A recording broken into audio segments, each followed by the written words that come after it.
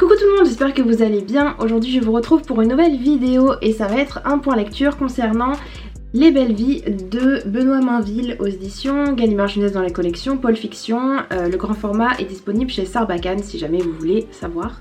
On va suivre Jib et Vasco, deux jeunes qui vont se retrouver pour une énième fois au commissariat.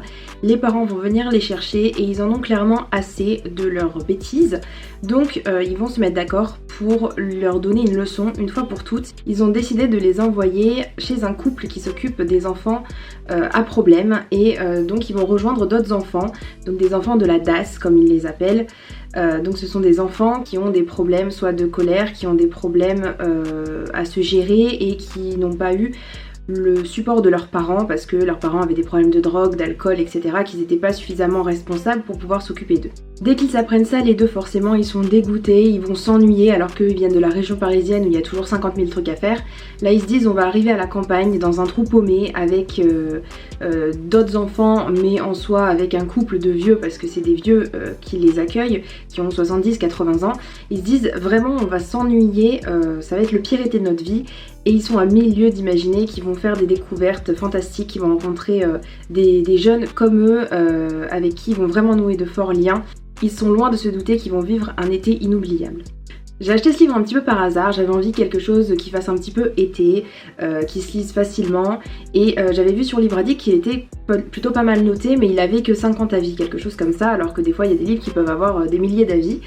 Et je me suis dit pourquoi pas tenter parce qu'il y avait quand même de très très bonnes critiques même s'il n'y en avait pas énormément. Je suis vraiment rentrée tout de suite dedans, j'ai vraiment adhéré au personnage, mais je sais pas, j'étais pas complètement à fond dedans. C'était pas que c'était pas intéressant mais en soi il se passait pas grand chose, les journées se ressemblaient un peu parce qu'ils se retrouvent dans une campagne, ils prennent leur vélo, ils vont se balader, ils vont se baigner et voilà, je trouvais pas qu'il y avait quelque chose de vraiment particulier jusqu'à ce qu'on arrive vers la fin et où je me suis vraiment rendu compte que finalement je m'étais attachée au personnage et que voilà, je ressentais une certaine tristesse en fait à les quitter.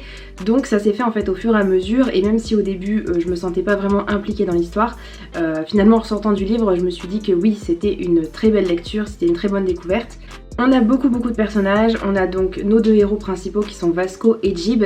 Vasco est arabe et Jib est noir, donc les deux viennent de familles qui venaient en fait d'un autre pays à la base et qui ont immigré en France. C'est un petit peu compliqué parce que eux ils se sont vraiment donnés à fond pour le meilleur pour leurs enfants. Et quand ils voient qu'ils sont en train de faire que des conneries, clairement ils ont envie de les remettre dans le droit chemin. Parce que c'est plutôt le genre de gars qui se la pète, qui a envie de montrer qu'il est le plus fort, etc. Et Jib il est un peu plus effacé, un peu plus timide. Et il a vraiment envie de montrer à sa famille et à sa mère surtout qu'il peut faire de longues études, qu'il peut faire un beau métier et qu'elle peut être fière de lui. Donc on a deux personnages qui sont vraiment très très proches, qui sont meilleurs amis, on peut dire ça comme ça. Et pour autant ils ont vraiment des personnalités différentes. Après on a d'autres personnages aussi qui sont les enfants du coup de la DAS. On a Dylan par exemple et Jessica qui sont frères et sœurs. Qui sont placés là parce que leur mère ne peut pas s'occuper d'eux parce qu'elle avait des problèmes d'alcool je crois ou de drogue, je sais plus. Dylan il est vraiment très en colère, Jessica elle traite ça un petit peu à sa manière, je vous laisserai un peu découvrir si vous voulez le lire. On a aussi des enfants qui sont plus jeunes, on a Chloé qui est plus de leur âge aussi, mais on a des enfants qui sont plus jeunes, on a des frères et sœurs, on a, je sais plus exactement leur prénom, mais on a au moins 6-7 personnages comme ça en tout, bien qu'on suive principalement quand même les plus grands. Et donc forcément il va y avoir des histoires d'amour entre eux, on va avoir des histoires qui ont déjà commencé avant le livre en fait et des histoires qui commencent à ce moment-là. Donc on a les premières fois, les premiers bisous, les flirts, la découverte des sentiments amoureux et voilà tout ça du coup dans une atmosphère un petit peu forcément lourde parce que les personnages on sent que ils ont des difficultés des fois à se contrôler ou à comprendre exactement où ils en sont dans leur vie, mais pour autant on voit qu'ils passent quand même un moment très sympa tous ensemble et que même si au début ils ont des différends et même si au début forcément c'est deux garçons qui viennent de la région parisienne qui arrivent, ils sont pas forcément tout de suite accueillis à bras ouverts par tout le monde. Au fur et à mesure ils sont intégrés en fait au petit groupe et ça se fait très doucement et comme nous on s'attache aux personnages, en fait les personnages on voit qu'ils créent des liens très forts entre eux et ça c'était super beau à voir et voilà, j'ai vraiment adoré ce côté là du livre. Et le moment je trouve le plus beau de toute cette histoire, c'est le moment où tous les adolescents en fait se retrouvent pour faire une pièce de théâtre. Et ça arrive plutôt vers la fin du livre forcément, et ils ont tout mis en œuvre en fait pour monter cette petite pièce de théâtre et pour la présenter en fait aux habitants des petits villages alentours. Et je sais pas, c'est à ce moment là vraiment où j'ai ressenti vraiment profondément que les personnages étaient liés et que voilà, ils sentaient à la fois que c'était la fin de leur été, ils sentaient qu'ils devaient se donner à fond et qu'ils se rappelleraient de ça toute leur vie. Je sais pas comment l'auteur s'y est pris pour que je ressente ça en fait à ce moment-là, mais c'était ça et j'ai trouvé que c'était super bien décrit et voilà, c'était un des moments les plus forts du roman. On a forcément aussi tout cet aspect familial avec les personnes qui vont s'occuper d'eux, le couple de vieux, si je peux appeler ça comme ça, qui va vraiment s'occuper comme des parents en fait, et comme des parents très aimants qui à la fois savent les calmer dans les moments de doute et les moments où ils se sentent mal. Et à la fois ils savent être fermes et ils savent vraiment les comprendre en fait sans parler. Et j'ai trouvé que ça c'était super beau. Et pareil en fait entre eux on a l'impression qu'au fur et à mesure ils deviennent carrément une petite famille où chacun a sa place. Et voilà, j'ai trouvé que ça c'était super intéressant.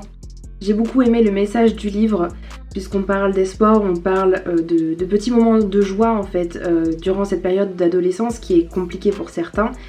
Et encore plus pour ces enfants du coup de la DAS qui n'ont pas leurs parents en fait et qui sont obligés d'évoluer dans un monde qu'ils comprennent pas forcément et qui se sentent rejetés. J'ai trouvé que parmi toutes ces difficultés, l'auteur faisait ressortir la beauté d'un moment, la beauté d'un été partagé entre des adolescents qui commençaient à rentrer dans leur vie d'adulte. Il y a aussi des questions de racisme, des questions de violence, de rejet, comme j'en ai parlé, de colère, etc. que les personnages ont en eux. Et je trouve que c'était très bien traité de la part de l'auteur parce qu'il le faisait dans l'action. Les personnages se répondaient avec une réalité, moi, que j'ai trouvé très intéressante. C'était pas fait pour stigmatiser, c'était pas fait pour en parler pendant des pages et des pages. C'était fait en fait dans l'histoire, ça se mêlait très bien et j'ai trouvé que c'était juste la dose qu'il fallait pour servir l'histoire. En bref, j'ai vraiment adoré ce livre, j'ai trouvé qu'il était très juste pour parler de la période adolescente. On tombe pas dans le pathos, dans le dramatique, même si on sent que les personnages souffrent de certaines choses et qu'ils ont du mal à avancer dans leur vie, mais il y a tout ce côté espoir qui grandit en fait au fur et à mesure de l'histoire. On voit que les personnages ils prennent du plaisir finalement à être là et ils prennent du plaisir à vivre le moment présent. Et ils prennent du plaisir à découvrir de nouvelles personnes, à tomber amoureux, à tisser des liens vraiment très forts.